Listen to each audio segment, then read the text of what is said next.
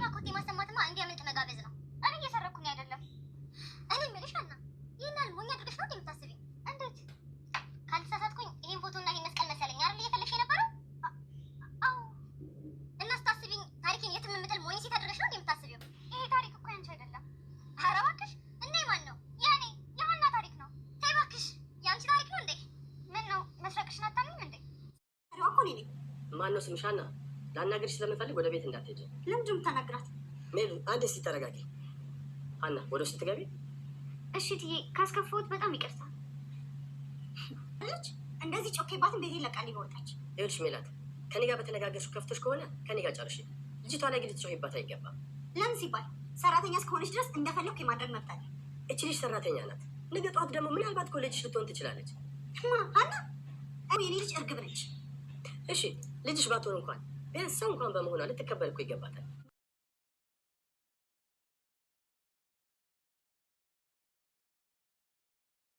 የወይዘሮ ሜላት ባላቶ መስፍን መጣ። ወይዘሮ ሜላትም እንዴት ሳልነገር ከባህር ማዶ ስትመጣ እንዴት እኔ ማወቅ የለብኝም ስትል ለአቶ መስፍን መለሰችለት።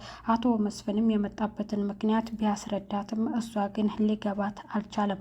አቶ ኖላዊ ሆስፒታል ተኝተዋል። ሀንዬ አባ እንዴት ነህ አሁን ለውጥ አለው ስትል ለኖላዊ ነገረቻቸው።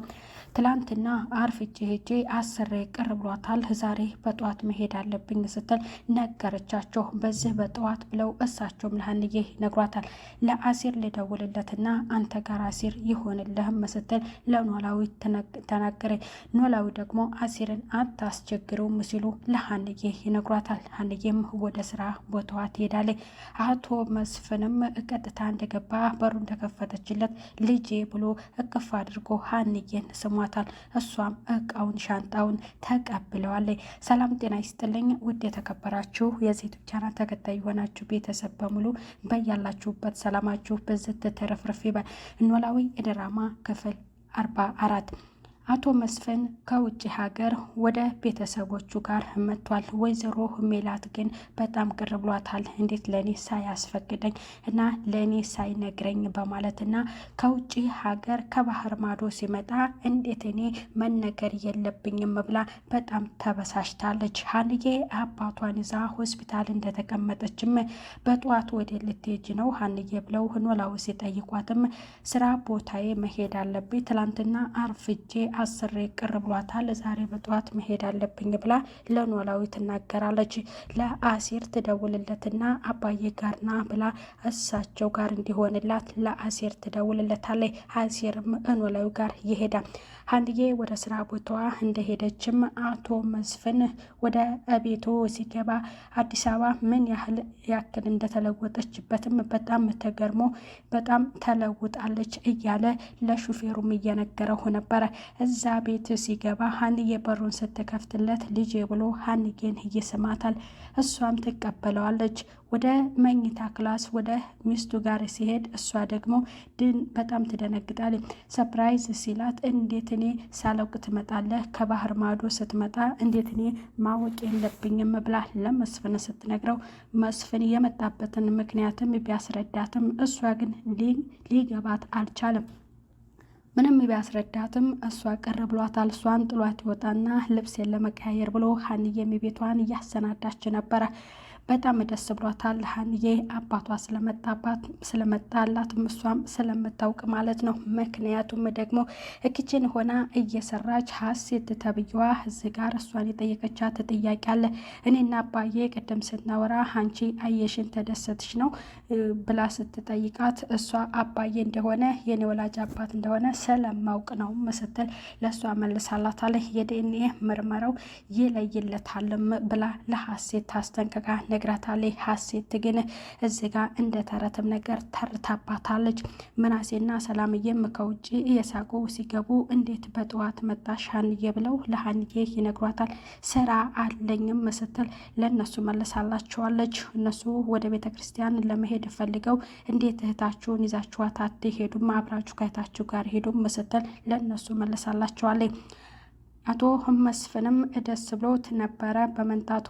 ሶፋው ላይ ተቀምጦ ሀንዬም ተጎኑ ሆና እየተወያዩ ነበር። ድንገት እነሱም ከቤተ ክርስቲያን ሲገቡ በጣም ደስ ብሏቸው አባታቸው መጥቶ ሲያዩት በጣም አባያሉ እቅፍ እያደረጉ አባታቸውን ስመውታል። በጣም አድጋችኋል፣ ተለውጣችኋል ልጆቼ እያለ ልጆቹን እቅፍ አድርጎ ሳማቸው። ወይዘሮ ሜላትን ወደ ውጭ ወተን እናውራ በማለት ለሷ ሲነግራት ለምንድን ነው ወደ ውጭ የምንወጣው ስትል ለአቶ መስፍን ነግረዋለች። አቶ መስፍን ድንገት ሳይነግራት ስለመጣ በጣም ተናዳለች።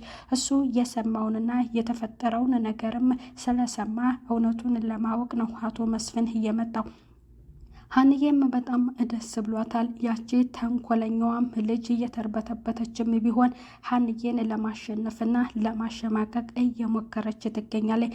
እንዲሁም ደግሞ ክላሷም ሰላም ክላሷ እንደገባችም እሷ ክላስ ገብታ አሁንም ስለ ሀና እያወራችባት፣ ሰላም ደግሞ የሀንዬን መልካምና ጥሩነትም እያወራችላት ነበር። ሀሴት ዛሬም ከመዋሸት አልቀረችም። መናሴም በጣም ደስተኛ ሆኗል። አባቱ ስለመጣለት አባቱ በጣም አድገሃል፣ ጎርምሰሃል ሲለው ልጅ ሆኜ እኮ አልቀርም ብሎ ለአባቱ ለአቶ መስፍን መልሶለታል። ኖላዊ ተኝተው አሲርም እሳቸው ጋር ተቀምጦ እያዛጋ ነበረ።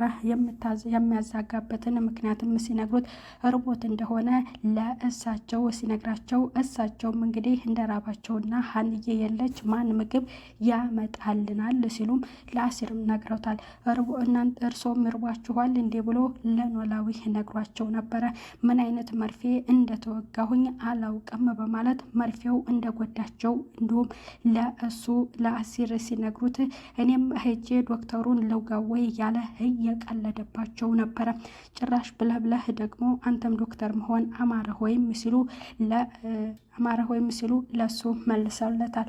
መቼ የተማርከውን ነው ሲሉ ሲመልሱለት እርስዎ አስተምረውኝ የለም ወይ እድሜ ለሶ በማለት ለኖላዊ ይመልስላቸዋል። ወይዘሮ ሜላትና አቶ መስፍን ቁጭ ብለው እያወሩ ነበረ። ሰላምዬም ክላሷ ሆና ለምን ብቻሽን ስትቀመጫለሽ አባዬ መጥቶ በዛሬው ቀን ስትላት፣ ሀሴትም እማዬና አባዬ ለብቻቸው ማውራት አለባቸው፣ ለነሱ ጊዜ መስጠት አለብንም ስትል ለሀሴት መልሳላታለች። ሀሴት እየተንጨረጨረች ነው። እዚህ ጋር ሀንዬን እንኳን አባቷ ጋር አቶ መስፍን ጋርም ቁጭ ብላ ስታወራ እዚህ ጋር ብዙም ደስተኛ አትሆንም። አቶ መስፍን ሀሴት መስለው አውርቷት ነበረ። ለልጄ ደም እንደሰጠሽልኝና አንቺ መልካምና ጥሩ ልጅ ነሽም ሲላትም ሀሴት ግራ እየተጋባች የምትለው ግራ ገብቶኛል አባም እያለች እየነገረችው ነበረ። አባትሽ እንደታመሙብሽም ሰምቻለሁ ብሎ ሁሉንም ነገር የሀናን ለሀሴት እየነገራት ነበር። ሀሴት ደግሞ እየተደናበረች ነበረ። እሱ ሀሴት የመሰለችው ሀና ደግሞ ሀሴት ነው የመሰለችው። ለልጄ ደም ሰጥተሽልኛል አመሰግንሻለሁ ብሎ እያመሰገናት ነበረ። ምናሴም እዚህ ጋር ምናሴ በጣም ደስተኛ ሆኖ ለሀንዬ ሲነግራት ሀንዬም ደስተኛ ሆናለች። አባቴን አገኘው ሁሉም ነገር በምርመራ የሚታወቅ ይሆናል ስትል እንዲሁም ደግሞ ከኔና ከሀሴት ማንን ትመርጣለህ ብላ ለምናሴ ስትነግረው ሀሴትም ጥሩ ልጅ ናት፣ ለእኔ ሁለታችሁም ጥሩ ናችሁ ሲል በጣም በደስታ ለሀንዬ ይነግራታል። ወይዘሮ ሜላት በጣም ተንጨርጭራለች። ጭራሽ አይኗን ማየትም አልፈለገችም። ከአቶ መስፍን ጋር ስትገባ እሱ ወደ ውጭ እንውጣ ባላት ሰዓትም ወደ ውጭ ወጥተው ሲመለሱ እሷ ሳሎን ነበረችና እያነጣጠፈች ሳሎኑን ምንድን ነበር እያለቻት ምን ትሰሪያለሽ አንቺ እዚህ ትላታለች። አቶ መስፍን እሷን ሲያውራት በጣም ተናዳ ነበር። ስራሽን ከጨረስሽ ወደ ቤትሽ አትሄጂም ወይም ስትላት እኔ አንቺን ላስፈቅድ ብዬ ነው እትዬ ስትል ለሷ ስትመልስላት እኔ አዝዬ አላደርስሽም ስትል ለሀና መልሳላታለች። ለምንድነው ለልጅቷ እንደዚህ አይነት መልስ የምትመልሽላት ብሎ አቶ መስፍን ደግሞ ወይዘሮ ሜላትን ተቆጥቷታል። አንተም ከፈለገ አዝልሃት አድርሳት ስትል ለአቶ መስፍን መልሳለታለች። ይች ልጅ ነገ ምን ላይ እንደምትደርስ አታውቂም። ለምንድን ነው እንደ ሰውስ በማታከብሪያት በዚህ መልክ ለምን ትናጋሪያታለሽ? ነገ ልጅሽ ልትሆን ትችላለች ብሎ ለወይዘሮ ሜላት ይነግራታል። ወይዘሮ ሜላት ግን በጭራሽ የኔ ልጄ ሀሴት ናት፣ አላውቃትም፣ እሷ ናት ቤቴን እየበጠበጠች ያለችው ብላ ለአቶ መስፍን ትነግሯለች። አቶ መስፍን ግን አሁንም እንድትረጋጋ ለወይዘሮ ሜላት እየነገራት ነው። ሀሴት ናት ልጄ ብላ ሀናን እያመነጫጨቀቻት ትገኛለች። ሰላምዬም በጣም ደስተኛ ሆናለች።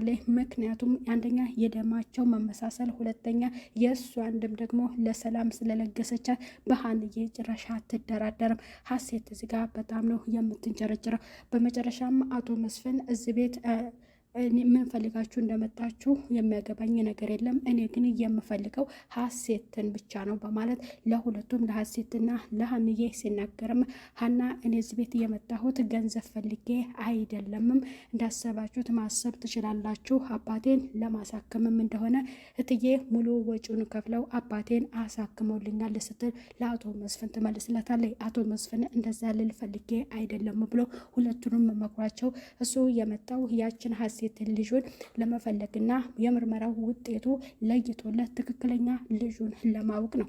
ወይዘሮ ሜላት ግን በምርመራው ማወቅ አለበት መካሄድ አለበት ብሎ አቶ መስፍን ሲነግራት ምርመራውንም እኔ እሺ በሱ ፈቃደኛ ነኝ ብላ ለአቶ መስፍን ትመልስለታለች። ሀንዬ ግን በጭራሽ ልጇ እንዳልሆነችና የኔ ግን ሀሴት ናት ልጄ ምርመራው ይካሄዳል ብላ ለአቶ መስፍን ነግሯለች። አቶ መስፍን ደግሞ በጭራሽ ዝም ብሎ ሳይሆን በምርመራ ነው ውጤቱን ማወቅ እየፈለገው። ሀናም እንግዲህ በውጤቱ የሚታወቅና የምታውቁት ሊሆን ይችላል ብላ ለሀሴትም ለወይዘሮ ሜላትም ነግራታለች። ወይዘሮ ሜላት ደግሞ ሀና እየዋሸቻት እንደሆነ ነው የምታውቀው። በምርመራው ውጤት ላይ ልጇ ስትሆን ለሀና ያመነጫጨቀቻትና ለሷ ያላት አመለካከት እየነበረው በምን አይነት ይቅርታ ለሀንዬ ታደርግላትስ ይሆንም ያንን በቀጣይ ክፍል የምናየው ይሆናል። ቤተሰብ በያላችሁበት ሰላም ቆዩ። ቀጣይ በሌላ ክፍል እስከምንገናኝ ይህንን ዩቲዩብ ቻናል ላይክ፣ ሰብስክራይብ እያደረጋችሁ ተከታተሉ። በያላችሁበት ሰላም ቆዩ። ባይ ባይ።